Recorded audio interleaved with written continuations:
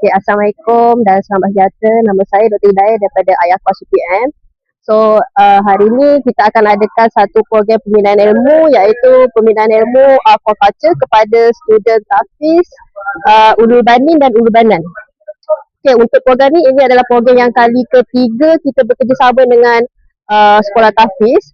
So, untuk yang pertama kita pergi ke sekolah Tahfiz, kita berlawat dan kita buat program pembinaan ilmu berkaitan dengan aquaponik. So, untuk program kedua, student sekolah rendah tak silap saya, mereka datang sini dan kita ajar berkenaan dengan pembinaan aquaculture lah.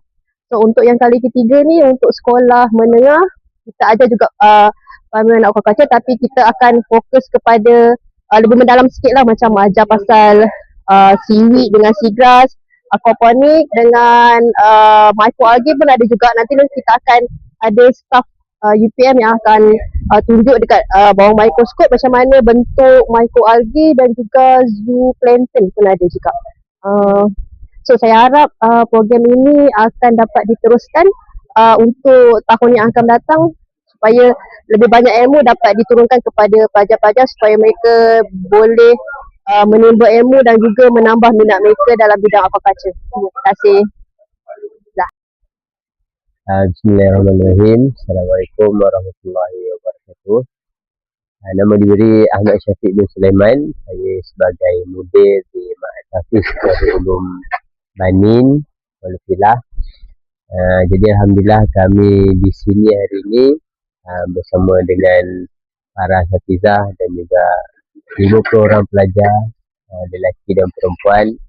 Kami akan mengadakan camp kepimpinan pelajar untuk pelajar-pelajar tingkatan 4 dan 5 sebagai satu bentuk nilai tambah lah untuk anak-anak di sini sebagai seorang pemimpin di madrasah, insyaAllah.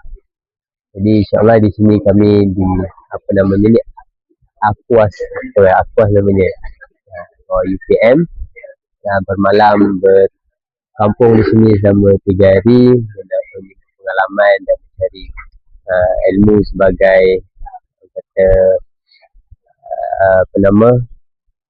pengalaman lah untuk para pelajar ni.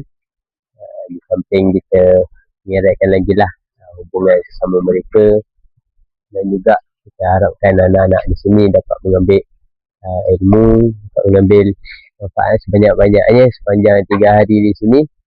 Jadi insyaAllah kita harapkan yang terbaik lah daripada mereka ni, insyaAllah. Bismillahirrahmanirrahim. Saya Muhammad Adam Wahiduddin bin Muhammad Iqbal. Saya berasal dari Negeri Sembilan. Kami daripada Ma'had Tahfiz Darul Ulum. Saya sebagai guru Al-Quran dan guru akademik lah di Ma'had Tahfiz. Jawatan saya sebagai GPKM oleh para pelajar Banin. Kami di camp ni, saya sebagai pengarah camp untuk pelajar di sini.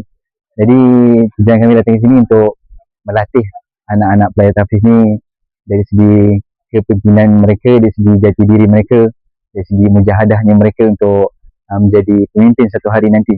Walaupun tak banyak, tapi ada sedikit ilmu dan bekalan yang mereka boleh bawa daripada camp dedahkan kepada anak-anak kami. Contohnya dari segi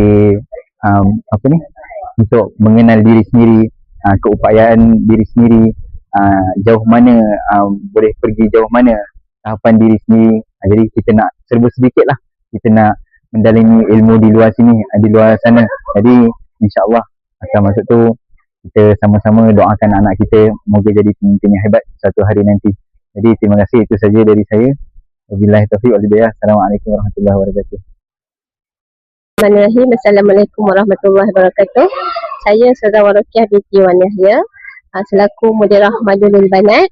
Alhamdulillah hari ini anak-anak daripada Tahfiz Darul Ulum, Madulul Banat dan juga bergabung dengan Madu Banin, program camp kepimpinan pengawas, sikit sebanyak membuat lawatan ke program ini untuk mengambil ilmu dan tengok perjalanan di sinilah untuk anak-anak tahu perkembangan dan juga pembelajaran mereka.